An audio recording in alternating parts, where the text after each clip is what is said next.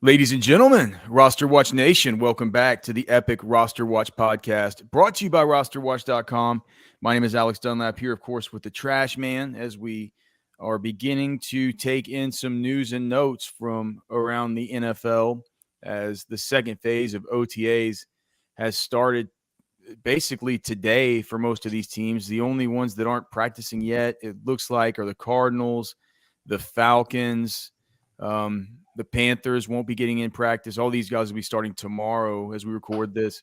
No, so we're good. No, the Falcons are going. The Cardinals are going. For some reason, Trashman, I thought it was the 30th, but today is indeed the 31st. So we have, I guess, only the Bengals. They'll not be back again until June 5th through the 6th. Other than that, we have basically, Trashman, everybody going right now, and there's just a lot of news, a lot of notes. You and I each kind of took some stuff down that we're going to talk about today. Just a quick reminder before we get started, if you guys haven't already, look into a pro membership at RosterWatch.com. We have a bunch of our stuff coming online, beginning to test the redraft cheat sheets that we're going to have up soon, in addition to the Dynasty rookie cheat sheets and the best ball cheat sheets, in addition to the Dynasty top 250. Everything like that. And if you can, please like the video and YouTube, subscribe wherever you listen to your podcast, rate and review. All right, Trashman. First thing I want to talk about is Breece Hall, because it feels like we've been getting sort of mixed messages from different people so far about him. There was the report earlier this week before they got in today where Robert Saleh addressed the media that he was no sure thing to be ready for week one, right? But then Saleh came in today and he said he's very confident he's going to be ready for week one, and that he's clocking right now 22 miles per hour on the catapult. Or I don't know if it's catapult that they use there, whatever their GPS systems there inside the practice facility. He's clocking 22 miles per hour. And I got to looking at it, 22 miles per hour. If you look at last year, I mean, the fastest ball carriers via Next Gen Stats last season. So first place in a game was Paris Campbell at 22.11 miles per hour in week 18 on a 26-yard rush. Kenneth Walker clocked a 22.09 with a 74-yard rush. After that, Breece Hall was the third fastest as far as on-field ball carriers at 21.87 on that 62-yard rushing touchdown that he had that a lot of folks probably remember in week 7. Other than that, I mean, a bunch of guys hovering right at 21.7. Deshaun Jackson, Christian Watson, Jalen Waddle, Dalvin Cook. All these guys got hit 21.5 plus. Devin Duvernay, Tariq Woolen for Seattle. Rashad Bateman right there at 21.5 on that big 75-yard touchdown he had in week 2. So Breece Hall, they're saying, back up to where he was previously as far as his overall straight line speed, if we can believe Robert Saleh. He says thinks he's going to be ready to go. But then you listen to guys like Pro Football Doc, and we talked about how he was on the side. I guess that was last week or maybe the week before during the first phase of OTAs and running sprints where he looked pretty fast, right? He was exactly 7 months off the ACL at the point in time that video was taken back on May 23rd. And Dr. David Chow quote tweeted that video and put it up on Sports Injury Central, 6score.com, a great partner of ours over at RosterWatch. And what Dr. David Chow says is he's making progress, but has a long ways to go. He says, based on the video, he says he favors the left knee considerably. Straight line running and acceleration can come before cutting and deceleration, which is not there yet. Not optimistic he'll be 100% for week one. He has a 37 out of 106 score right now over with the Pro Football Docs. So with all that stuff, all that information, I mean, what do we make of this? He's going as the RB11 right now on Underdog, is Breece Hall. If you just look at the fantasy points per game last year and half-point PPR, which Underdog, that is the format that is, he was RB7. Do you feel like that discount is right? Which way are you leaning here with because, like we talked about with Javonte Williams, that injury was supposed to be worse, and he was at least working out limited, meaning that he was doing at least some cutting and stuff in practice with the team, even if it was only in half-speed drills. They still don't have Breece Hall doing that stuff. But then again, they're confident he's going to go week 1. I mean, to me, it means that you're handcuffing Michael Carter. I'm fine keeping Breece Hall where he is. You're handcuffing Michael Carter for one reason, for two reasons. One being that if Hall can't go, I like Carter and Aaron Rodgers connection. I think he's a good pass catching back. And the thing is, if Breece Hall does go, I still think Carter gets run as a third down pass catching back in that offense. So at worst, he's a flex on a bad bye week. Is he a Banacanda of any interest at all with this, or is it just Michael Carter for you? I mean, it feels like if he couldn't go, it's hard to say that Banacanda is of interest. We just really haven't seen much from him yet. We already know kind of what we have in Michael Carter. But do you take Breece Hall above Ramondre Stevenson? Ramondre is going ahead of him right now. I think you have to take him ahead of Ramondre just based on the explosiveness that we've seen, the fact that offense should be better. Yeah. I have systemic worries. I'm sure by now everyone knows how we feel about Ramondre Stevenson. Yeah. Like I said, I have systemic worries about that offense. We have Breece Hall right now as running back 10, and with I got the best ball cheat sheet up to version 3.1 this week. I did 20 tests on 3.1. I didn't get a ton of Breece Hall, and we have him as RB10. So maybe that's starting to pick up, or maybe it has something to do with the structure of the sheet. But I'd like to get a little bit more exposure to Breece Hall if possible. So I'm going to go through and test that some more. Be on the lookout for that in version 3.2 of it. Just a couple more, and then I'll hand it off to you. Just a couple more from the Jets, just because we did have they're practicing right now as we record this. We did have Robert Saleh earlier. So Aaron Rodgers is going to be fine, they say, for mandatory minicamp. So no worries about that. He was on the bike just now. He has a sleeve on his calf, and he was walking around. He was on the bike, but they're saying that he's going to be ready to go when they have the mandatory stuff. I believe that starts June 13th for the Jets. They're just being super careful with him. The other thing, dude, Garrett Wilson looks awesome out there just versus air. I mean, it's probably not too big a surprise that Garrett Wilson looks really good. But Robert Saleh was just talking about how really, really good he's looked. So something to keep in mind there. The other thing, he was asked about Denzel Mims, and he said that Denzel Mims is competing his butt off and has a chance to make the football team. Is there any chance for Denzel Mims whenever you look at this and you figure, the depth charts getting a little bit crowded now, bringing in all these guys, bringing in the Aaron Rodgers guys, especially, right? I mean, I can't really take Mims seriously right now. I mean, I love Mims. I loved him coming into the league, but for me right now, Corey Davis is probably the guy I'm taking a stab at. I don't think is Corey Davis can even make as a dark horse for the Jets? I think so. I think the dark horse for the Jets. If we're looking at best ball, is Mecole Hardman. I still like. You can get him at the same ADP. You get these guys at the end of these drafts, dude.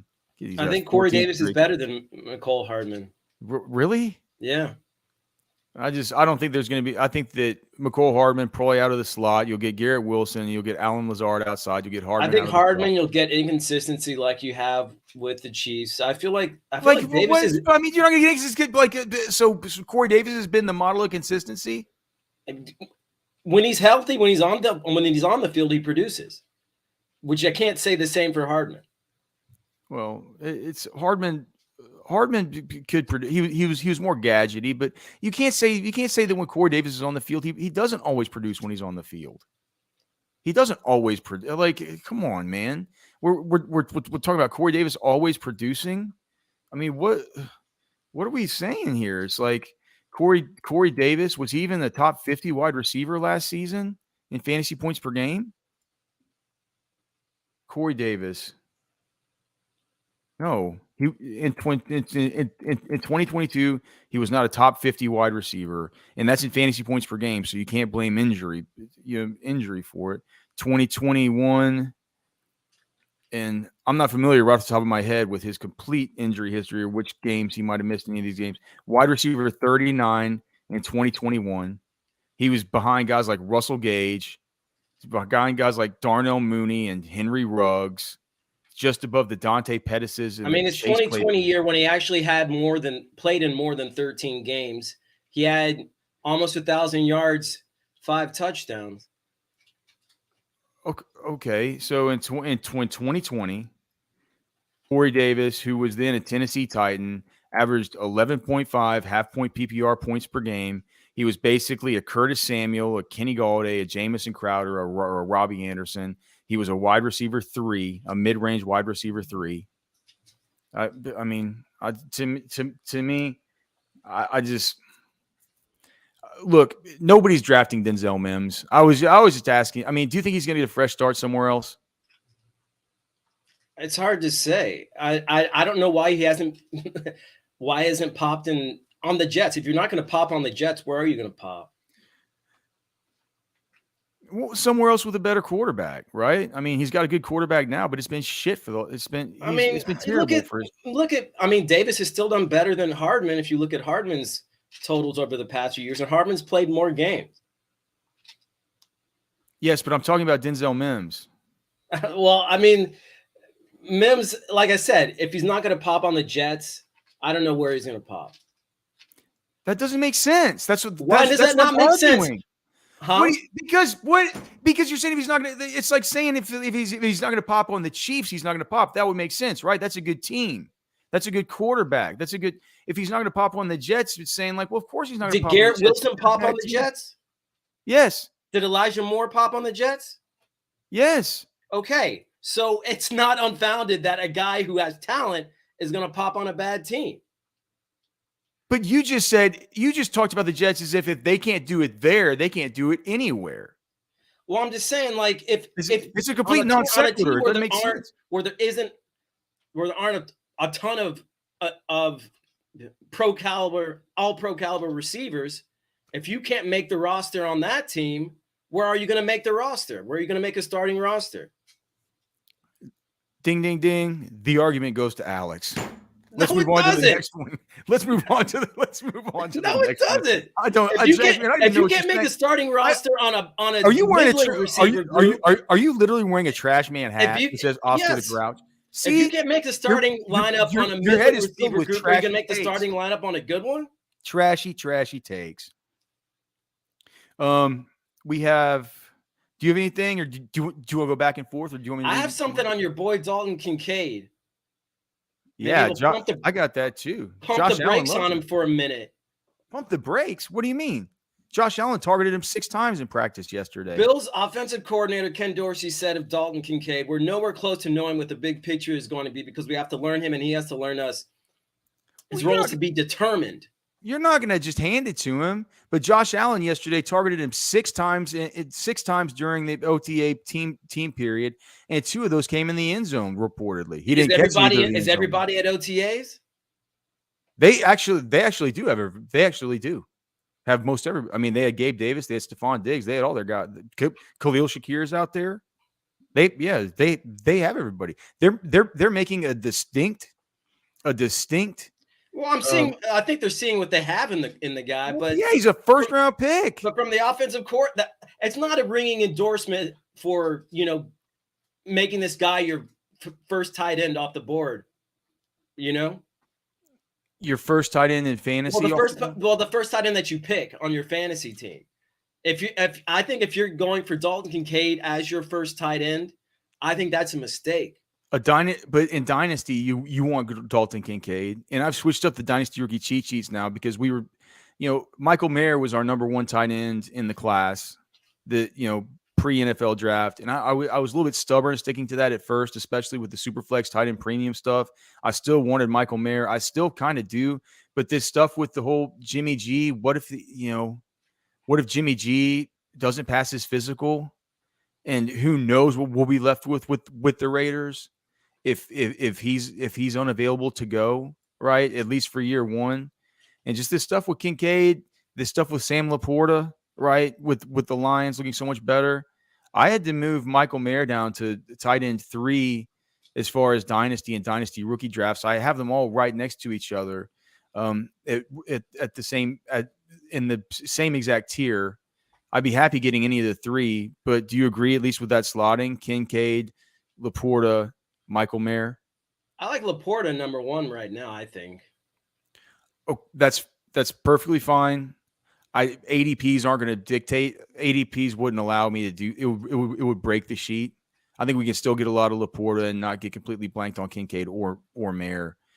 But I can understand the sentiment for wanting Laporta the most. He's super athletic. He's a yards after catch guy. He fits what Detroit wants.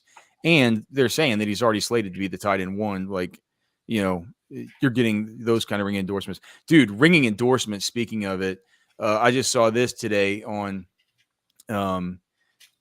Anthony Richardson. Yeah. So is that something that you've said about how dudes are talking about him? Guys on the team are already buying in. Well, that he's splitting first team reps with Gardner Minshew. Yeah. So Jonathan Taylor on Anthony Richardson. It's going to get real scary. Quentin Nelson says that's a guy you want to draft. Grover Stewart says that's the guy that I wanted to get. Gardner Minshew says, wow, this dude's really got a chance. Mo Alley Cox says the sky's the limit for him. Samson Ekubom says, I feel bad for other teams. Ashton Doolin talks about what a great addition he is. I'm not sure how long Ashton Doolin's going to remain on that roster, trash man, but it sure seems like Anthony Richardson's doing a lot to impress these guys. He's done a lot to impress us, not only just via his athleticism and breaking the combine, but also just kind of getting to be around him, addressing there at the combine, from what Byron was able to gather from him, addressing him at the Florida Pro Day. He's for as mean, a machine he looks like, he's actually a real likable dude.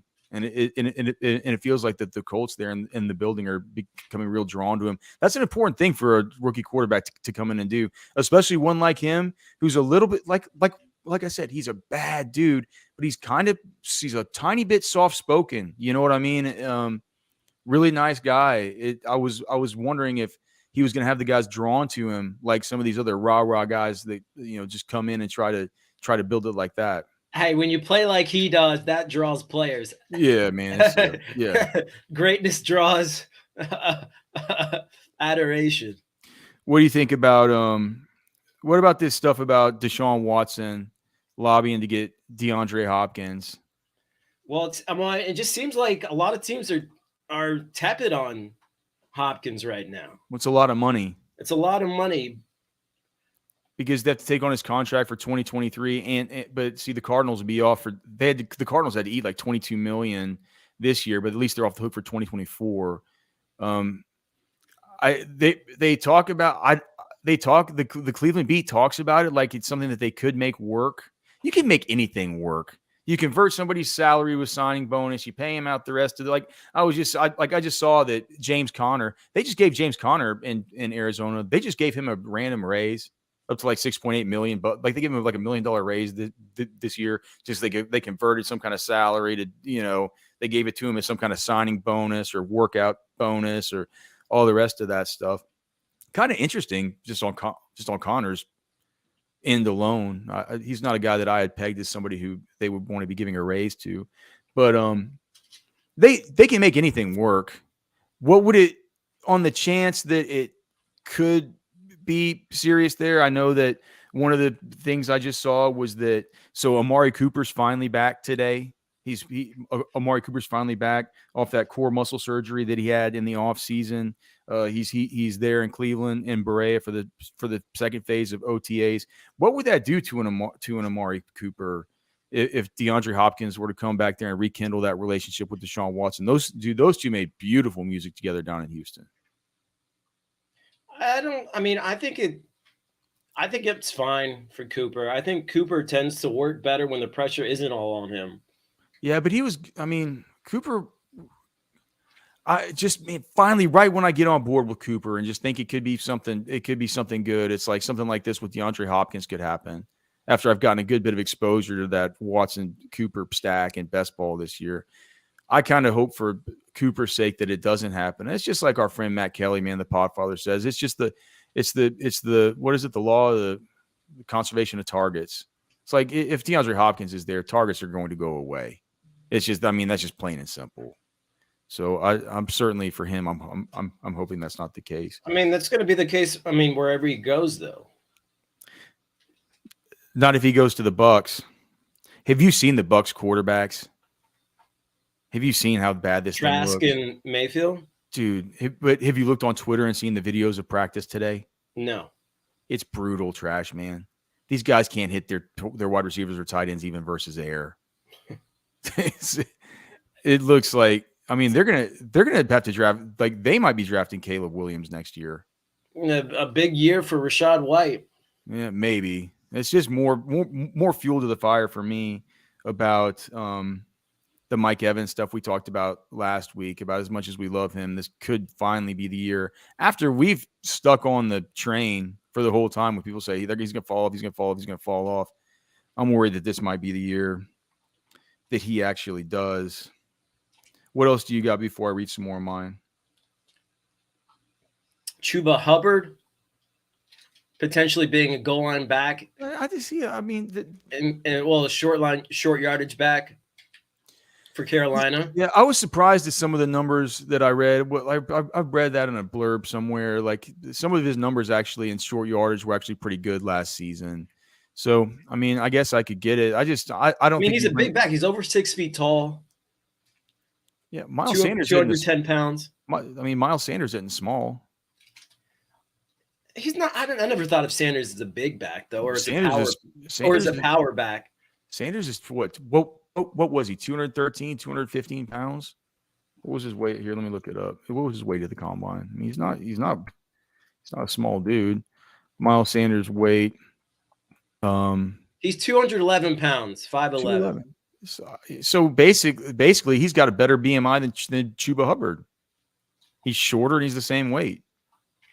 I don't buy it. I don't buy the Chuba Hubbard stuff. Chuba Hubbard's not a guy you're just dying to get on the football field.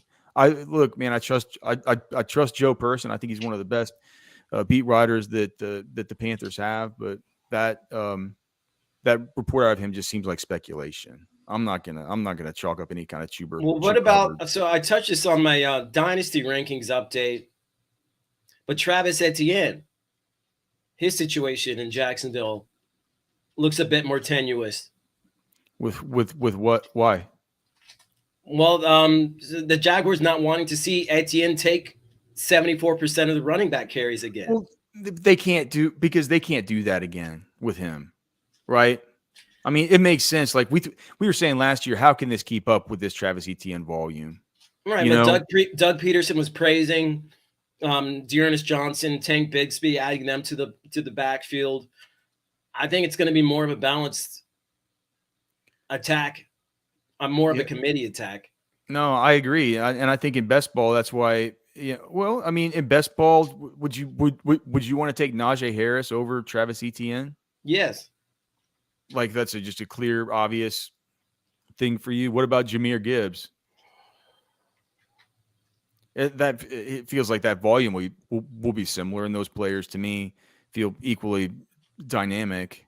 Yeah, but I think we know what we have more in Etienne right now. Yeah, and then the next players after him, it's like there's a drop off after the Najee Harrises of the world, because then you get to the Aaron Jones, the Joe Mixons, the aforementioned Miles Sanders. These are the types of players that are sliding now.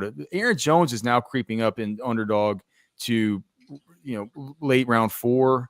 I figure that's gonna we've been trying to kind of stay on that. I've been trying to get as much as I can of that guy in round 5 of these things. But here's the dude. Do you know something else, Trash Man? When I just started running simulations using regular ADPs from some of these sites that we don't have any Yahoo ADPs to pull in yet, or ESPN or anything, but some of these smaller sites that are, I guess Sleeper's not a smaller site, but Sleeper, RT Sports, Fantrax. these drafts aren't going anything like the underdog drafts. Receivers are going so early and in such mass quantity on underdog. And it might just be because of the nature of these, these tournaments that I buy into to test it. The roster construction, that could be what's important, but I don't think that Aaron Jones is a guy who we've gotten so used to talking about him as like a 5th round pick, and Javonte Williams and David Montgomery's 8th round picks and stuff. It's not going to be like that when it comes to true redraft season. It's just it's not going to be like that. Guys like ETN, who you just mentioned just now, who we're looking at, maybe you get value on him at the beginning of the 4th round. It's like he's going to be more like a mid 3rd round kind of pick, at least whenever we get into true redraft season. What about JSN? Like, have you seen any of the videos of Jackson Smith and Jigba? Who's just, God, he looks good. He always looks good. I had written him off and said, man, Seattle, he's got DK Metcalf, he's got Tyler Lockett, but JSN looks good. Geno looks comfortable throwing it to him. Well, I wasn't worried about JSN looking good. I was worried about his target share. No, I get that. And it could still be bad. It could. If he's only if he gets a 17% target share, which is about where you could peg it, it isn't going to be enough for a guy like him who we're going to want to depend on later on in his career in Seattle as a guy that can just generate massive volume and then just do a lot with it afterwards. One guy I did notice that his pass catching prowess is being put on display is Antonio Gibson for Washington. Yeah, man. We've talked about it, how Antonio Gibson could be the biggest beneficiary of Eric Bieniemy being there. That's what one Washington Commanders source that's out of practice all the time told us. Well, of him being there and with really no other pass catching back on with McKissick being gone. They say they want to get Brian Robinson more involved in it. I was just reading at camp earlier today. One thing from Commanders camp is that they say that Sam Howell apparently has had an up and down day, but they say like his ups are beautiful. They say, but up and down. I saw he did throw a pick and 7-on-7s there in the end zone, but it was a deflected ball, so hard to pin that all on him. They were also, man, that like Bieniemy stopped practice because of a Brian Robinson fuck up with his pre-snap motion. So they redid the snap. Robinson got it right. Then Bieniemy said, "All right, now do it all over again from the very beginning and do it right." He was tilted with Brian Robinson. Yeah, I feel like Gibson. I feel like there's a lot of value to be had for Gibson, especially in PPR formats. Have I talked to you about this before, about how he feels like he's going? I just say it feels like he's going, but let me just look and see exactly where. No. To me, it feels like he's going right there around the same time as he is. Like Devon A-Chain is going before him. He's going around the same time as Damian Harris. And just a little bit before, about a round before the Kendre Millers and the Roshan Johnsons of the world. I think that's a little bit of a sweet spot in these drafts to be able to pick up maybe a couple running backs if you need them late. You can get an Antonio Gibson and a Roshan or a Kendre. One of these. Man, if you could get A-Chain and Gibson, I think that'd be electric. Yeah. Devin Singletary, not Devin Singletary. Well, I do have a Devin Singletary note. But here's my note on it. James Cook, the Bills beat is basically saying that he looks like the RB1 over Damian Harris. He's put on weight, looks great catching the football. It's like, how much weight is he put on? To be. I don't know. They just the report is he put on weight. Are you buying it at all? And do you like James Cook more than kind of an enigmatic Alvin Kamara pick right now? James Cook, he's closer to Devin Singletary than Damian Harris. Oh, wow. A fox just came into my backyard. It did? Yeah. Was it a red fox or a gray fox? It's a gray fox. Oh, that's cool, man. Keep those little dogs out of the way. Right? Yeah. Oh, you just climbed the fence. I'm sorry. It's pretty insane. Good, man, that's cool. James Cook, 190 pounds, have him listed as right now. I mean, if he adds 10 pounds of muscle, what he's 5'11 and 200 pounds.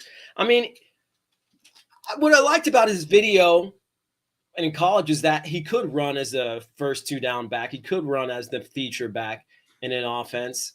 Do you believe he's the RB1 over Damian Harris? I think he is. And if we're just going to be depending on goal line work for Damian Harris, then we have to consider the fact that Josh Allen's a sick goal line back.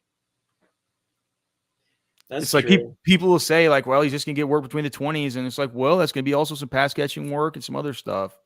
Like, I'd like to know, though, James Cook and Alvin Kamara, it's basically a toss-up with their ADPs right now. Do you have a preference? Would you rather take the bird in hand that's a young player on a good football team that's like ready to go and doesn't have any issues floating over his head, or Alvin Kamara, who now I did see that Dennis Allen brought in John Gruden this week. John Gruden's there with the Saints right now, helping Derek Carr and Pete Carmichael with the install of their 2023 offense and stuff. I think Gruden's a guy who I wouldn't mind having around installing an offense if I was looking for a guy like Kamara to get involved in a pass catching role. I mean, it's hard not knowing what's going to happen with Kamara. I think you have to take James Cook. You have to take James Cook. Yeah, I think so too. But it's a tough decision to make there whenever that kind of comes up, which is the ADP. They both have an ADP. Was it 95 and 99? And then you take Cook, and then you get Miller a little bit later in hopes that you get a piece of that offense. Yeah, man. Yeah, I get that. One other thing, like, yeah, this is just just a couple notes from. Do you have anything else? Like I said, a couple notes from Texas camp. I mean, this is for me. It's that, you know, just doing on some of the live streams that they had up. They were doing the running back drills. Dameon Pierce is still the lead run. Like, he's the first up in all the running back drills. It's pretty clear who the lead dog is. He's the big pit bull there. But Devin Singletary is second one up. From the little that I've seen, CJ Stroud looks so much better than Davis Mills throwing the football. It's like, it really, you know, I don't feel as bad as dropping him in that league now. He can drop him in that league. Yeah, he can drive it on the deep out routes. He's got that placement. It's just versus air right now, but it's like he looks a lot better than the rest of these guys. So I think CJ Stroud, I know that he, you know, started out, they were giving him some second team work and stuff like that. It was this time what they were doing is they were doing it where they have both the quarterbacks, one on each side, throwing the different routes to the different sides of the field, and they had Mills and Stroud both out there. I think the worry about Stroud is not that he can't throw the kind of balls that he needs to. It's that it's his composure under pressure, in my opinion. So one of the key reason I'm so interested in Stroud is because if you are playing these underdog tournaments and you get in trouble with your second quarterback, he's a guy you can always get, you know, super, super late in these deals. I mean, CJ Stroud is going right now at pick 190. He's basically available with one of your last picks in the draft. And there are other guys who are going to be available with one of your last picks in the draft, like Tank Dell, like John Mechie.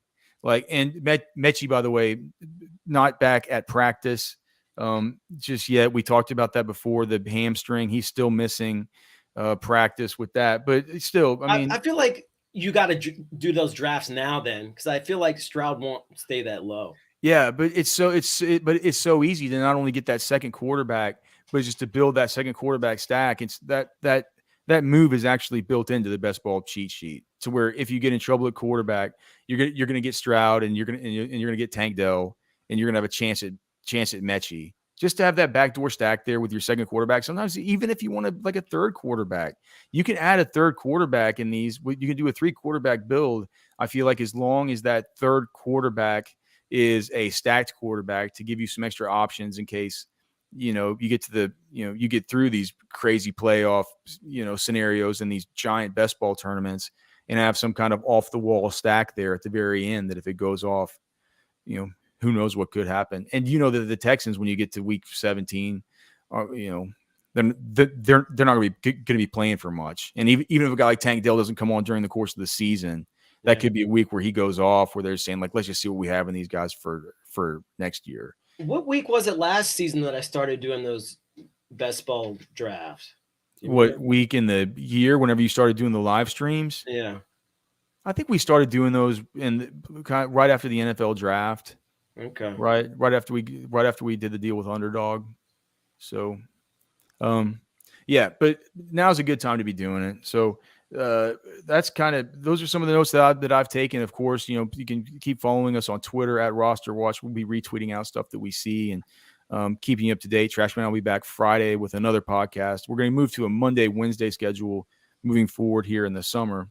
Trashman, do you have anything else you want to get to before we get out of here? Well, it was just interesting. Been looking at, Hopkins maybe going to the Chiefs, and the Chiefs actually considering Tony as being potentially a number one, or having the caliber of a number one receiver. All he's got to do is stay healthy. Yeah. All you got to do is stay healthy, and he's got to quit. Look. Here's the plan for Kadarius Toney. All right, stay healthy. And stay off the golf carts.